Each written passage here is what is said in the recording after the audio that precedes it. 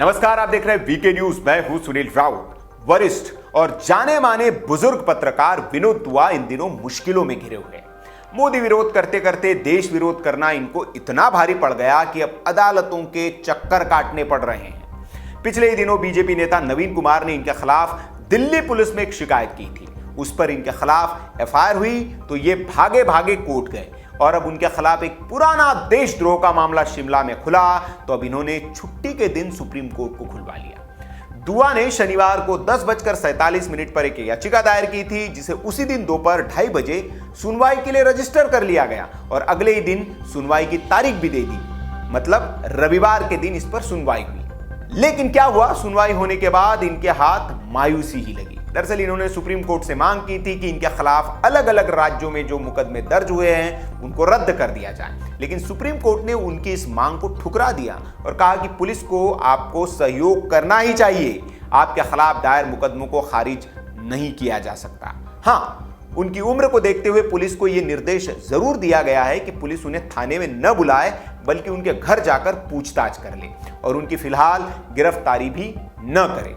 Supreme court ने रविवार को विशेष सुनवाई में मामले की अगली सुनवाई के लिए 6 जुलाई की तारीख तय की है और अब तब तक विनोद दुआ की गिरफ्तारी पर रोक लगा दी है। मतलब इसके बाद पुलिस चाहे तो विनोद दुआ को गिरफ्तार कर सकती है।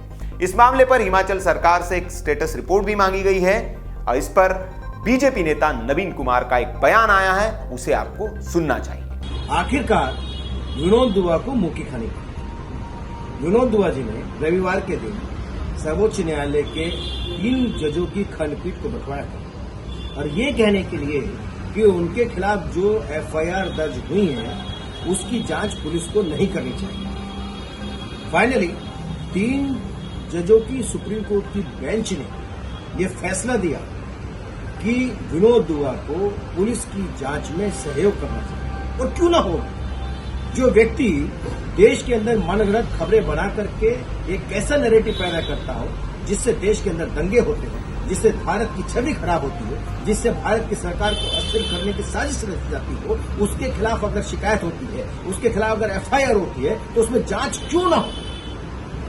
ऐसे मामलों की जांच होनी चाहिए। अगर दोषी है तो सजा मिलनी चाहिए, नहीं तो ये होगा देश में जो देशद्रोह के जितने मामले हैं उन मामलों में पुलिस कभी जांच ही नहीं कर सकती।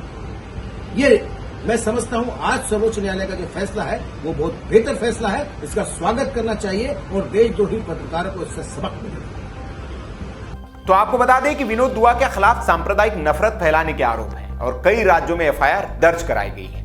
दुआ गिरफ्तारी से बचने और एफआईआर को खत्म करने को लेकर कोर्ट पहुंचे थे। इस मामले की अगली सुनवाई अब 6 जुलाई को होगी। आपको यह भी बता दें कि दिल्ली की सेशंस कोर्ट ने बुधवार को विनोद दुआ को एक मामले में अग्रिम जमानत दे दी थी। इसके अलावा अगली सुनवाई तक कोई भी कार्रवाई न करने के आदेश दिए थे। यह एफआईआर उनके खिलाफ बीजेपी नेता नवीन कुमार ने ही दर्ज की है। विनोद दुआ पर यूट्यूब में आने वाले द विनोद दुआ शो में शांति भंग करने और सांप्रदायिक तनाव को न्योता देने जैसे बयान देने के आरोप है। अब विनोद दुआ के खिलाफ हुई एफआईआर की एडिटर्स गिल्ड ने भी निंदा की है। ये वही एडिटर्स गिल्ड है जो सिर्फ मौकों पर और अपनी सहूलियत के हिसाब से बोलता है।